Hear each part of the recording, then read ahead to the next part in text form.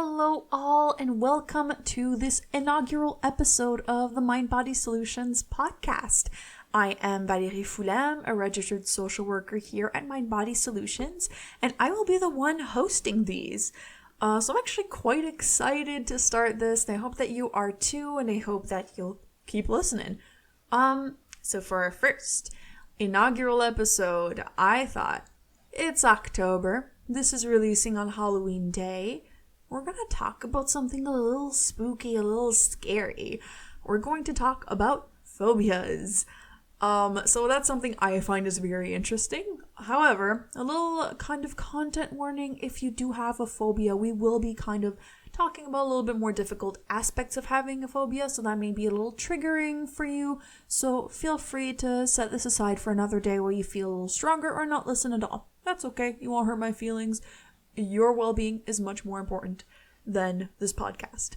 So with that little warning, let's get right into it. So what is a phobia exactly? Most people, I think, understand that a phobia is kind of a fear, right? An illogical one, maybe, but they understand that it's got something to do with fear.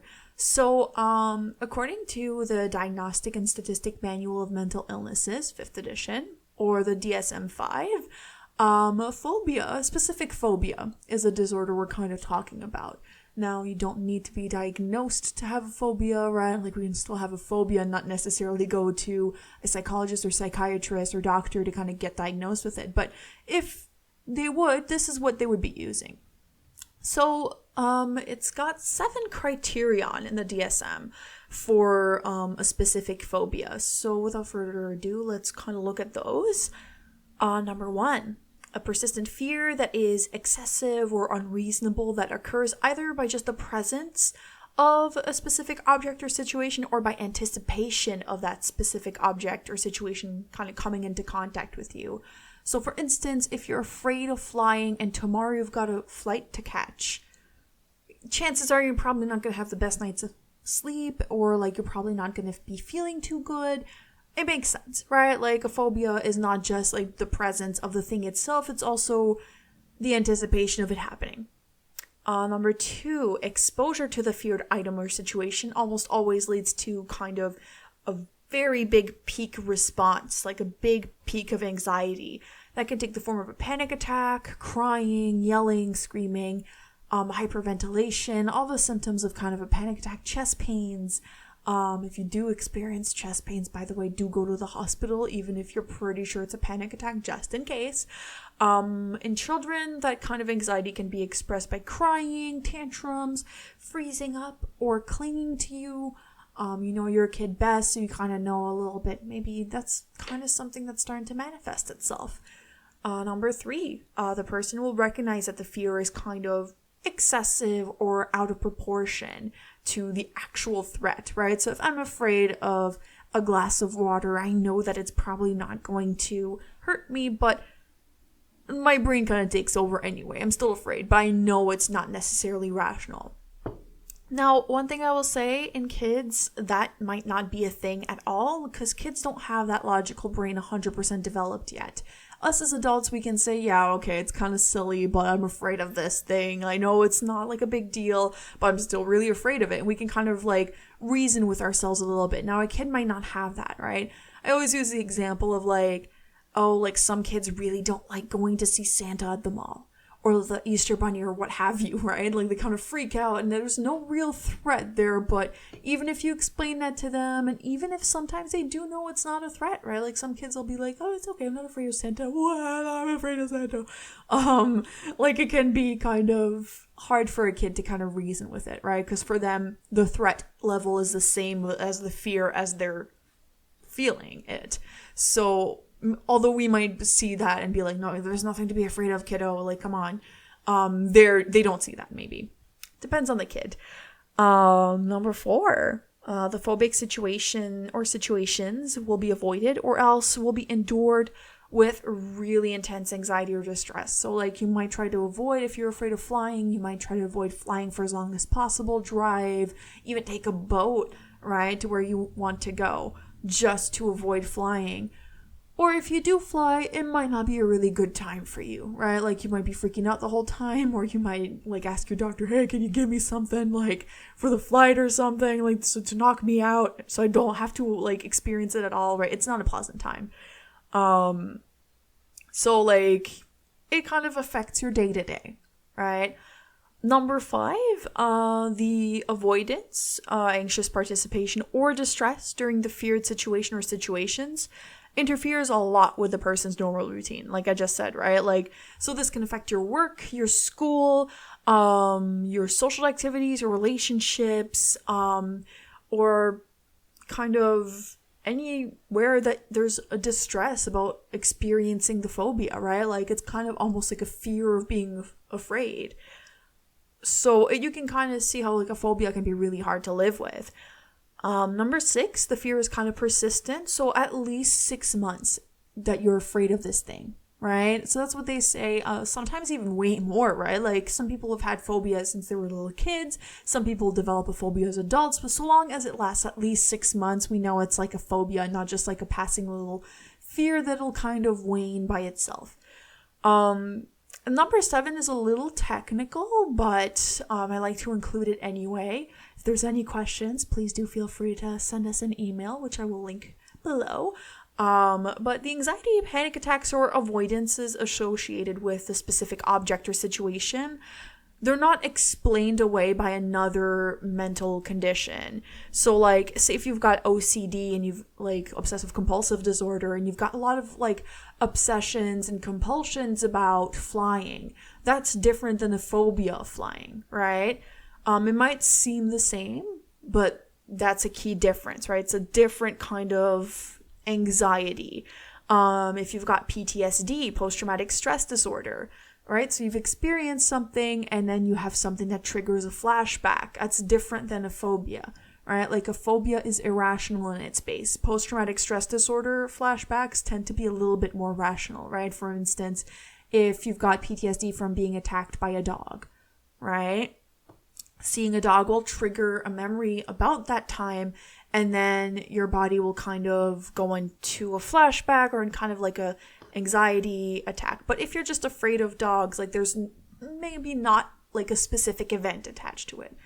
Doesn't mean that there isn't one all the time. Like, sometimes, yeah, phobia can arise from something you have experienced, but most of the time, if it's like something like that, it's usually more like in the realm of PTSD than a phobia. If your kid has separation anxiety, they might avoid school and kind of display a lot of those phobic kind of symptoms, but it might just be more of the separation anxiety. Social phobias are their own thing. So if you've got any kind of phobia around socializing, that's a thing by itself. A panic disorder or general, like, basically, if your phobia isn't explained away by anything else, then it's a specific phobia, right? So that's kind of the technical side. Now we're gonna get into all the technical sides, because that's what I love to do, and I love to kind of impart that knowledge on people once I know it.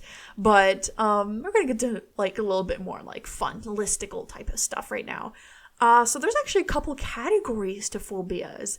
So we all have, like, kind of different fears that we have, so we kind of divided them all up into nice little boxes.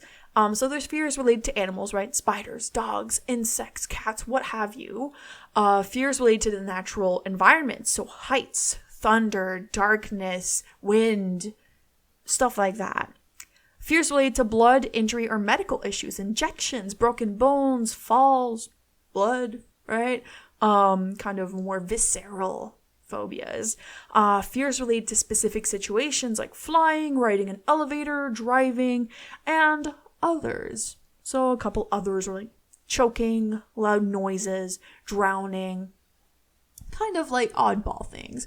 Well, they're not really that odd, right? Like, the number one thing about phobias is, like, don't judge a person if they have a phobia, because most of the time it's not really something they control. Like most mental illnesses or like mental disorders, whatever, right? It's not something that we're in control of, that we choose to have, because nobody would choose to have that, right? A fun little fact about phobias, though, is that there's no, like, one list of all the names of phobias. Like, some phobias have a specific name attached to them. But professionals mostly kind of making it up as they go along. Not to say that it's like all invented or like all fake, but we kind of just really name them as we encounter them. So there is like some of them that I will name that you're like, oh yeah, like that makes sense. And some of them you're like, what? That's like a thing? Yeah, you know what? The reason that they have a name is that someone somewhere experienced a phobia about it. So we can have a phobia about pretty much anything. So that kind of makes it hard to have like a list of it. So we just kind of make names as they arise. But that's like a kind of interesting little tidbit. They're relatively common too. So from 9% to 12% of adults will experience a phobia in their lifetime, depending on the study you read. So it kind of makes sense, right? And when you kind of look at like there's about 1 in 5 people who are going to experience some sort of mental health issue in their lifetime, that kind of makes sense as well. But you know, it's a pretty sizable chunk of the population, honestly, when you look at it. So of course, if there's kind of a sizable chunk of the population who has phobias, there's some phobias that kind of pop up a little bit more. So this is where we get a little bit more specific into phobias. So if you don't want to hear it, this is where you can press pause or stop or whatever and kind of move on with your day. But let's get into it. I'm pretty excited. I hope that you are as well. Maybe not, but here we go. Acrophobia. Fear of heights. Fear of tall spaces, fear of looking up into space and seeing the height of something.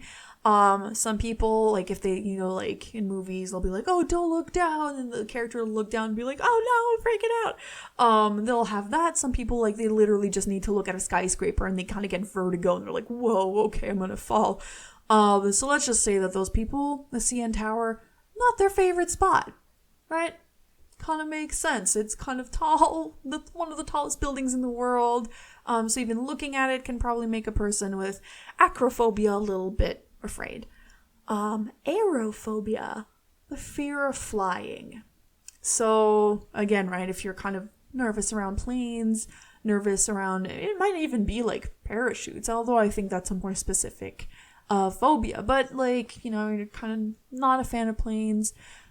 Let's be honest, most people aren't a fan of flying anyway. Like, we're a fan of getting to our final destination on vacation or like a business trip or whatever.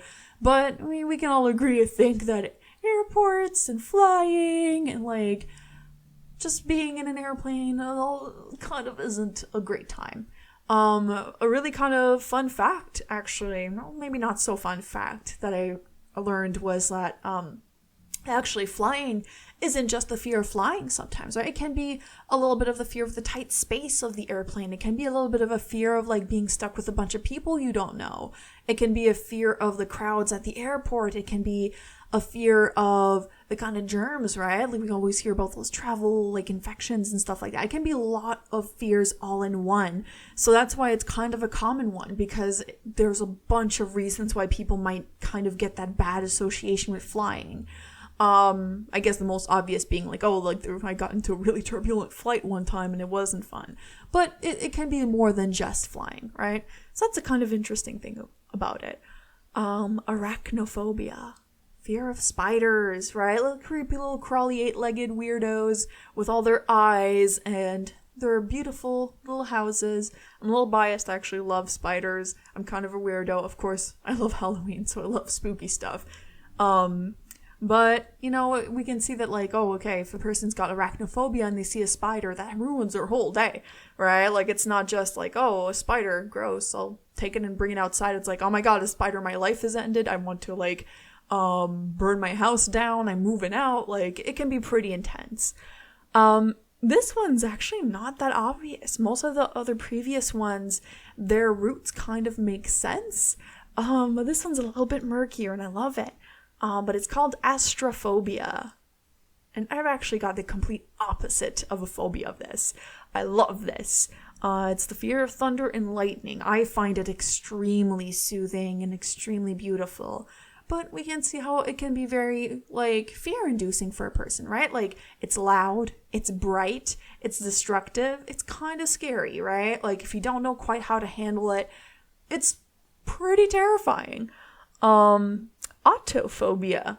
No, that isn't the fear of automobiles. It's not the fear of driving, but the fear of being alone, right? Like, some people are very afraid of being alone. They don't like the idea. They get really freaked out if they're alone in their own house. They always want people around, and that would be someone with autophobia. This one pretty well known.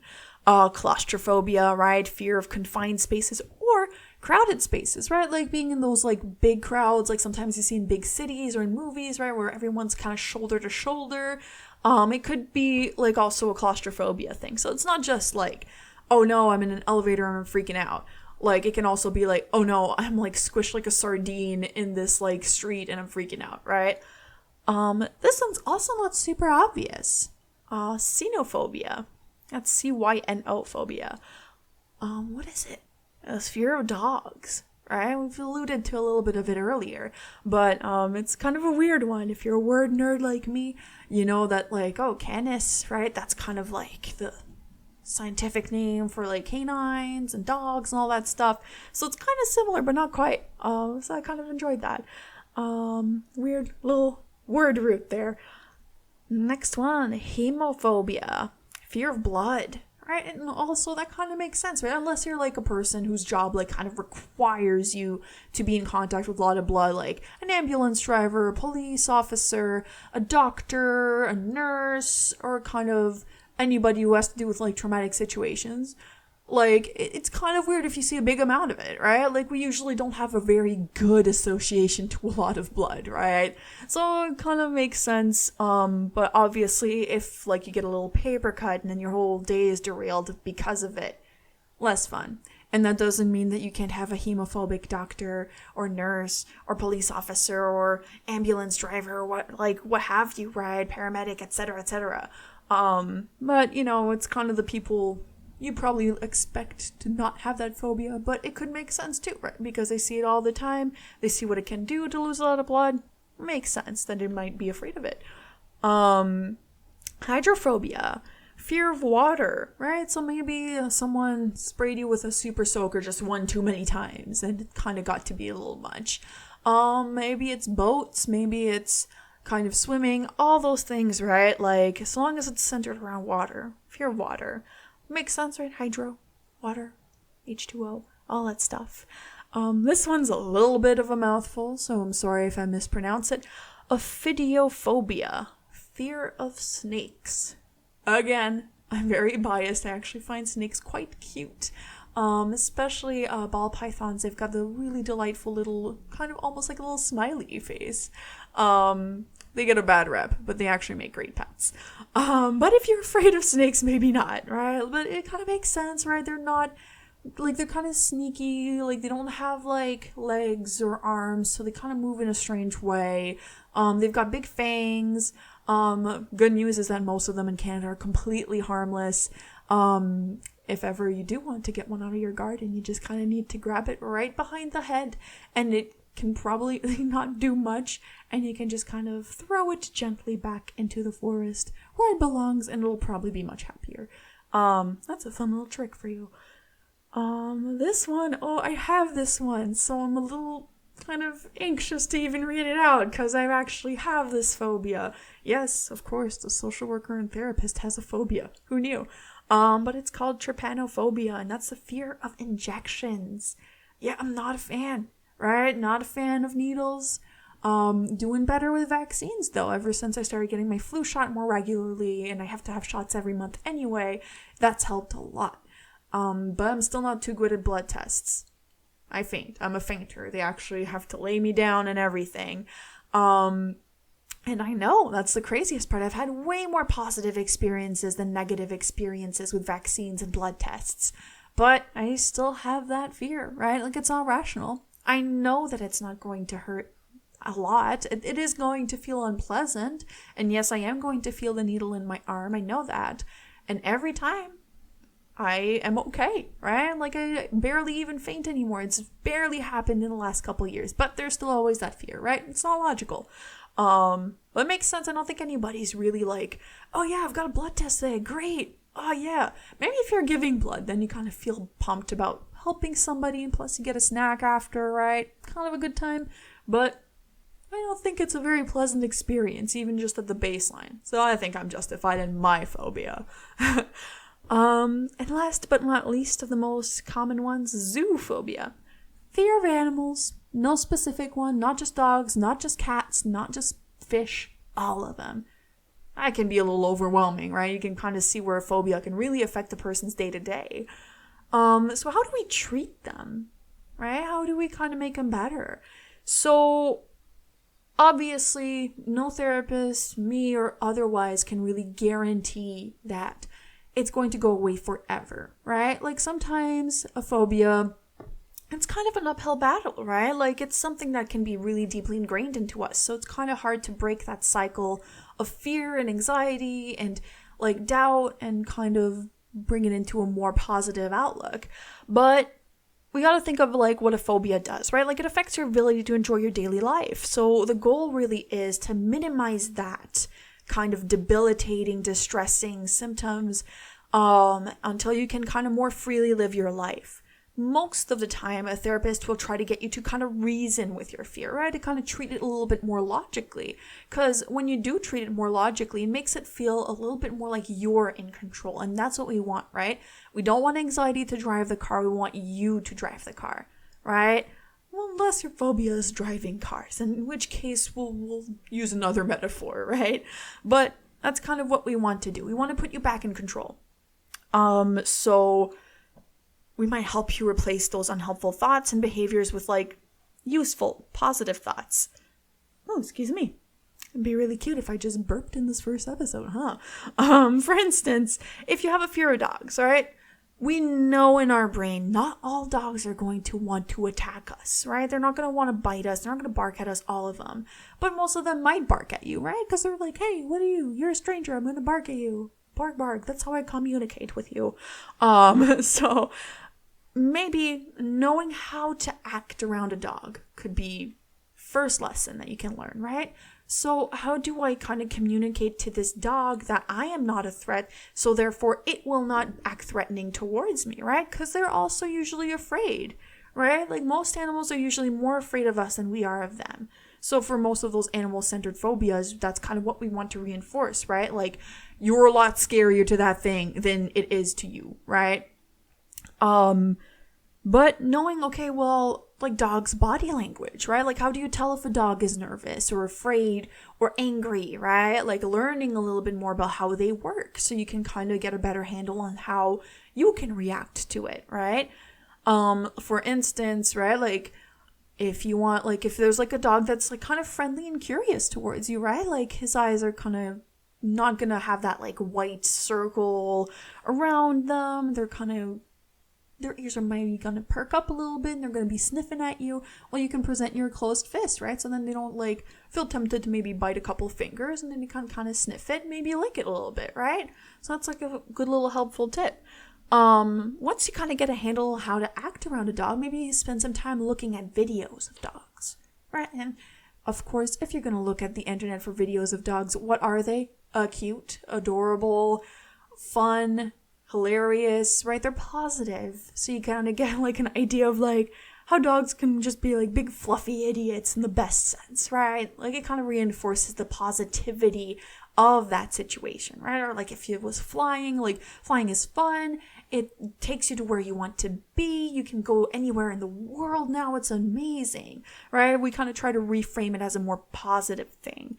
Maybe eventually you can have a trusted friend bring their dog that you trust, so you can pet it and hold it, right? Eventually, it might get a little bit easier. Maybe not with every single dog, but maybe with most of them now, right? So say if I have like a phobia of dogs and I want to go out on a walk with my friends, but I know that at the park, people are going to bring their dogs to walk, right? Like, it affects your relationships. A phobia affects your, like, work. It affects a lot of aspects of your life. So if you can kind of handle it a little bit better, your life gets a little bit better, right?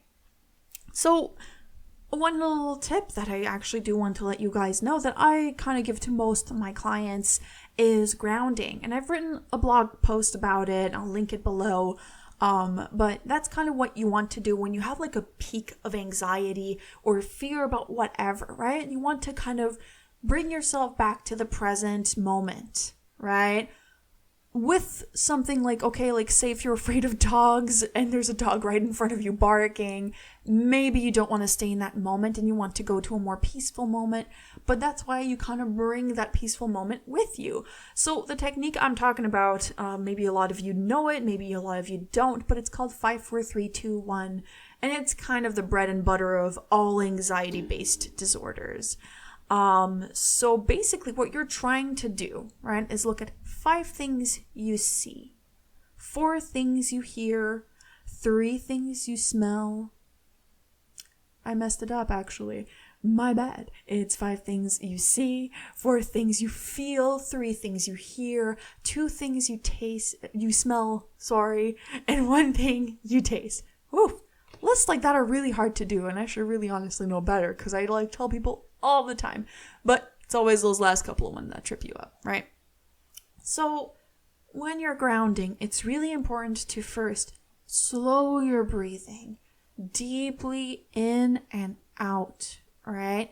Very slow, because that's the first thing that we'll notice when a person's having an anxiety attack. It's a right, the hyperventilating, right? Like, so we want to bring it to an oral right? A nice, slow breath.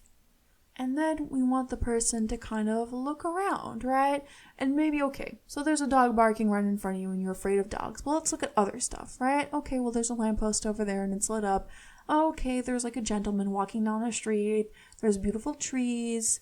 There's a house. And the most important part, right? Like, it's called 5, 4, 3, 2, 1. You don't actually need to do 5, 4, 3, 2. Oh no, I don't have anything to smell, or I don't have anything to taste. Oh my gosh. No, it's all about in the moment. If you are a person who is very kind of brought out of moments by smell, maybe you can start carrying a nice hand cream or perfume with you.